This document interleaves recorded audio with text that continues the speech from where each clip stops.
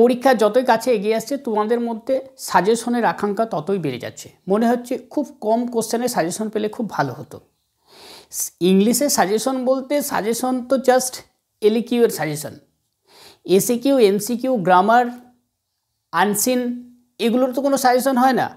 কিন্তু একটা জিনিস ভাবো যে এলকিউতে টোটালি নাম্বার থাকে 30, এবার 30-এর মধ্যে হার্ডলি কেউ যদি খুব ভালো লেখে তবুও সে 28 পাবে, না হয় অনেকে 30-এ 30 পায়, কিন্তু ম্যাক্সিমাম ছেলে মেয়ে 20-র বেশি পাবে না।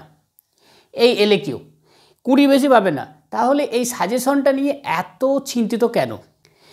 এটাও আমি তোমাদের মধ্যে থেকে রেসপন্স পেয়েছি, এটাও যে অনেকে বলছে যে এখন অবধি এসিকিউ মুখস্থ করতে পারছে না, এসিকিউ মনে থাকছে না। এসিকিউ মুখস্থ করা বা মনে না থাকার তার কারণ হলো একটাই, টেক্সটটাকে খুব ভালোভাবে না পড়া। তোমাদের মধ্যে যারা টেক্সটটা খুব ভালোভাবে পড়েনি তারা খুব প্রবলেমে পড়ে গেছে এখন, কারণ এমসিকিউ অনেক সময় পারবে না, আবার এসিকিউ পারবে না। বিশেষ করে দি প্রপোজাল যদি ঠিকঠাক পড়া না থাকে সেখান থেকে এমন কিছু এমসিকিউ আসবে, সেই এমসিকিউ অ্যান্সার খুঁজেই পাবে না, মনে হবে আমি কোনোদিন পড়িনি, এটা কোথা থেকে এলো, তাহলে এমসিকিউ পারবে না, খুব প্রবলেম দাঁড়াবে। এইবার যেগুলো নাম্বার তোলার জায়গা, সব থেকে ভালো নাম্বার পাওয়া যায় এমসিকিউ ফুলফিল নাম্বার পাওয়া যায়, এসিকিউতে ফুলফিল নাম্বার পাওয়া যায়, গ্রামারে ফুলফিল নাম্বার পাওয়া যায়, তাহলে যেগুলো থেকে পুরোপুরি নাম্বার পাওয়া যায় সেইগুলোকে ভালোভাবে দেখতে হবে। আর একটা জায়গা হলো আনসিন, আনসিন থেকেও ফুলফিল নাম্বার পাওয়া যায়, তাহলে যেগুলো থেকে সরাসরি নাম্বার পাওয়া যায় সেই জায়গাগুলো আগে বেশি ফোকাস করতে হবে। আর যে জায়গাগুলো আমাদের নাম্বার পাওয়ার হয়তো অনেকটাই টাফ হয়ে যায়, আমাদের মুখস্থ করতে হবে কোশ্চেনগুলো, সেইগুলোকে আমরা বেশি ফোকাস করে ফেলি। এইবার আসি সাজেশনের কথায়। সাজেশন তো জাস্ট হবে এলকিউ এর সাজেশন, জাস্ট এলকিউ সাজেশন 30 নম্বরের সাজেশন। এবার এই 30 নম্বর সাজেশনের মধ্যে আজকে প্রত্যেকটা গল্প, প্রত্যেকটা কবিতা আর দি প্রপোজাল অর্থাৎ নাটক থেকে কিছু কোশ্চেন সাজিয়ে নিয়েছি। খুব অল্প কোশ্চেন দিয়েছি, এই কোশ্চেনগুলো যদি পরীক্ষার আগে ঠিকঠাক পড়ে যাও তাহলে দেখবে হয়তো কোশ্চেন একটু আধটু ঘুরতে পারে, যে সরাসরি আমি যে কোশ্চেনটা বলছি সেই কোশ্চেনটাই পরীক্ষায় আসবে এটা নাও হতে পারে, কারণ সেই লাইনটা তুলবে, সেই লাইনটা তুলে একটু ঘুরিয়ে পেঁচিয়ে কোশ্চেনগুলো করতে পারে। এবার যারা এসিকিউ খুব ভালোভাবে পারে তাদের কাছে এই যে ঘুরিয়ে ফিরিয়ে কোশ্চেন দেবে, এই কোশ্চেনগুলো তাদের পক্ষে করা সম্ভব হবে, কারণ যারা এসিকিউ খুব ভালোভাবে পারবে তারা কাটা কাটা কোশ্চেন এমনিতেই লিখতে পারবে, কারণ এখনকার দিনে যে কোশ্চেনের ট্রেন্ড সবগুলোই কাটা কাটা কোশ্চেন্স, সরাসরি কোশ্চেন্স দিচ্ছে না, যার জন্য টেক্সট বুকটা ভালো করে পড়ার প্রয়োজন, যার জন্য প্রত্যেকটা এসিকিউ ভালোভাবে দেখতে হবে, এসিকিউ যেগুলো মুখস্থ করার দরকার সেগুলো মুখস্থ করতে হবে, আর যেগুলো নিজে নিজে পারবে তো পারবেই, সেগুলো বারবার টেস্ট পেপার থেকে প্র্যাকটিস করতে হবে। তো চলো আমি যে কোশ্চেনগুলো সাজিয়ে নিয়েছি সেই কোশ্চেনের সাজেশনটা তোমাদের আজকে খুব ভালোভাবে বলে দিই, মন দিয়ে দেখো, আর পারলে খাতা পেন নিয়ে এগুলো লিখে নাও। তো চলো, দি আইজ হ্যাবিট থেকে প্রথম যে কোশ্চেনটা নিয়েছি, then I made a mistake, what mistake did the speaker make, why was it a mistake, what remove the speaker's mistake, what did the speaker do then.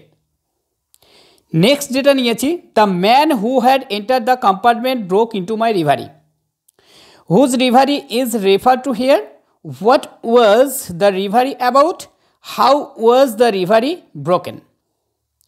Next যেটা নিয়েছি, it could be a fascinating game, guessing what went on out there, who is the speaker, what was the fascinating game, how could the guessing game help him to keep himself away from hard reality, how did it come to an end। তারপরে যেটা, I am tired of people telling me I have a pretty face, who said this, to whom and when, what did the speaker spoken in reply। Last যেটা নিয়েছি, she had beautiful eyes but they were of no use to her, whose eyes are refer to here, why were they useless to her, bring out the irony in the given line. Last যে কোশ্চেনটা বললাম, এই কোশ্চেনটা এই বছরের জন্য অত্যন্ত গুরুত্বপূর্ণ, very very important.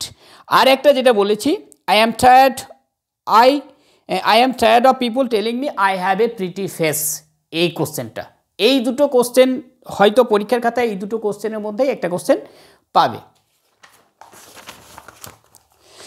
Strong root থেকে যে কোশ্চেনটা নিয়েছি, first question, our locality was predominantly Muslim, who is the speaker, how does the speaker describe the locality, what picture of communal harmony do you find in the description. তারপরে যেটা নিয়েছি, how did Abdul Kalam try to emulate his father. তারপরে যেটা নিয়েছি, what had remain the routine for Abdul Kalam's father even when he was in his late 60s. What does Abdul Kalam say about his emulation of his father? Last যে কোশ্চেনটা বললাম, এই কোশ্চেনটা এবছরের জন্য প্রায় 99% গ্যারেন্টি। আর একটা বললাম যে আব্দুল কালাম কিভাবে তার বাবাকে অনুসরণ করেছিলেন, এটা অত্যন্ত ইম্পর্টেন্ট কোশ্চেন। এবার থ্যাংক ইউ ম্যাম থেকে যেগুলো নিয়েছি, I would teach you right from wrong, who said this to whom, how did the speaker accomplish what she proclaimed in this statement? তারপরে, and he did not want to be mistrusted now, who is referred to as he, why did he not want to be mistrusted and by whom? Last যেটা নিয়েছি, you gonna take me to jail, who asked this question and to whom, when did the speaker ask this question, what reply did the speaker get? 3 questions থেকে just 3টে question নিয়েছি, এই 3টে question বলে দিচ্ছি। Forgive me, said the bearded man in weak voice, why did the bearded man become an enemy of the jar, what did the man swear and resolve to do, why did he ask forgiveness of the jar and what did he promise him? Next যেটা নিয়েছি, you have already been answered, who said this and to whom, how has person refer to been answer. Last যেটা নিয়েছি, here come someone running, who is the speaker, who was coming, why did he come running, what happen to him. এই লাস্ট যে কোশ্চেনটা বললাম, এই last কোশ্চেনটাই এবছরে হয়তো পরীক্ষায় দেবে, হয়তো লাস্ট যে কোশ্চেনটা বললাম এটাই দেবে। এইবার কবিতা থেকে যেটা, আমি অন ক্লিংয়ের ট্রিটা, অন ক্লিংয়ের ট্রিটা জাস্ট মুখে বলে দিচ্ছি। অন ক্লিংয়ের ট্রির ক্ষেত্রে গাছটাকে কীভাবে মেরে ফেলা হয়, অর্থাৎ সারাংশ পড়বে আর টাইটেল পড়বে, এই দুটো পড়ে রাখবে। এবার asleep in the valley, justify the title of the poem asleep in the valley. তারপরে justify asleep in the valley as an anti war poem, এখানে যে as an anti war poem এটা অত্যন্ত ইম্পর্টেন্ট। আরেকটা হলো, in his side there are 2 red holes, who is the person referred to here, what do the 2 red holes signify, what attitude of the poet to war is reflected here? Just এখানে এই 3টে পড়লেই হবে, এর থেকে বেশি পড়ার দরকার নেই, কারণ এই কটা পড়লেই হবে। এইবার বাদবাকি যে কোশ্চেনগুলো আসবে, যদি কোনো কারণে মিস হয়, কারণ যে কোনো দুটো থেকে লিখতে হবে, কারণ টাইটেল এবছরে যে কোনো একটা দিচ্ছেই, একটা থেকে টাইটেল দেবেই, তাই টাইটেল দেবে মানে একটা পেয়ে যাবে, আর বাদবাকি আর একটা কমন তো হবেই, কোনো ব্যাপার না।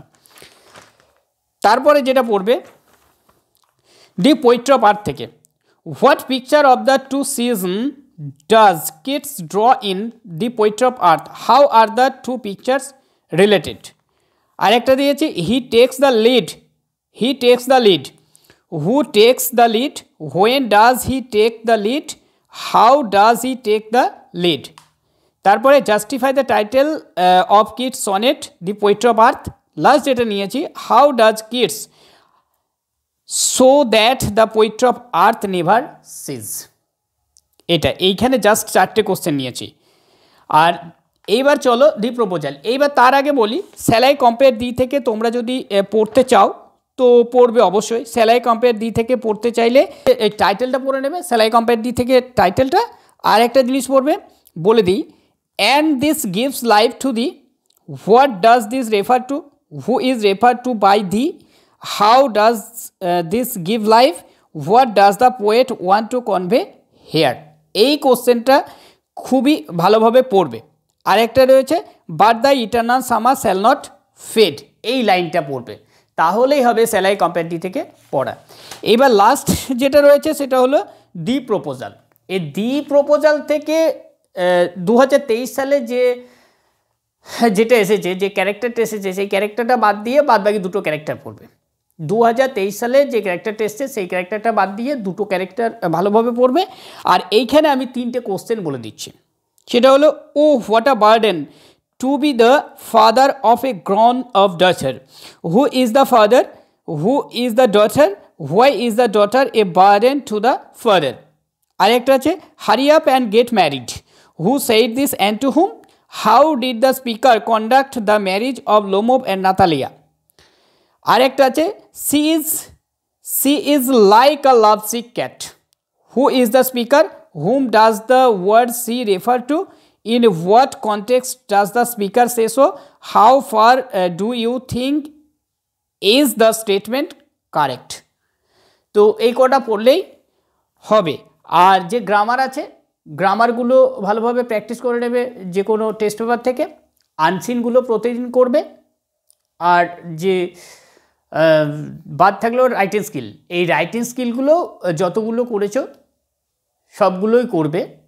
এবার রাইটিং স্কিলের ক্ষেত্রে রিপোর্টটাই করে রাখবে, লেটারটা একটু অসুবিধা, একটা দুটো রিপোর্ট ঠিকঠাক শিখলে বাদবাকি রিপোর্ট মোটামুটি বেশ নিজেরাই লিখতে পারবে।